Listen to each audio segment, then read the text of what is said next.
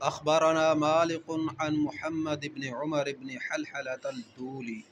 अन हुमैद इब्न मालिक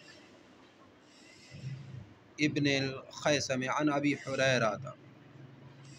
अन्नहु क़ाल अहसिन फ़ी गनमिका व अतिब मुराहहा व सल्लि फ़ी नाहियतिहा फ़इन्नहा मिन दवाबिल जन्नह।